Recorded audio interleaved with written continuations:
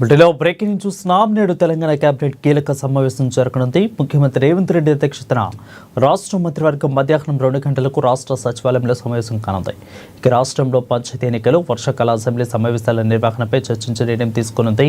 ఇక gig workers సంక్షేమం కోసం రాష్ట్ర ప్రభుత్వం తీసుకొస్తున్న బిల్లు, అదేవిధంగా గో సంరక్షణ విధి విధానాలపై సైతం కూడా చర్చించి మంత్రివర్గం ఆమోదించనుంది.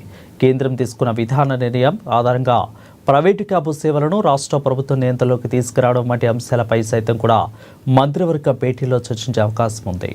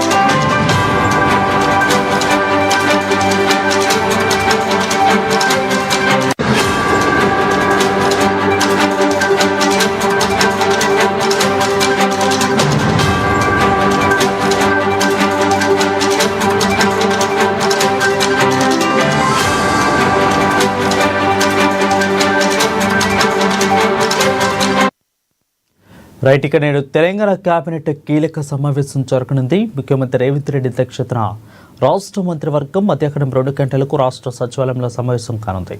రాష్ట్రంలో పంచాయతీ ఎన్నికలు, వర్షాకాల అసెంబ్లీ సమావేశాల నిర్వహణపై చర్చించే నిర్ణయం తీసుకోనుంది. ఇక గిగ్ వర్కర్స్ సంక్షేమం కోసం రాష్ట్ర ప్రభుత్వం తీసుకొస్తున్న బిల్లు, గోర సంరక్షణ విధి విధానాలపై సైతం కూడా చర్చించి మంత్రివర్గం ఆమోదించనుంది.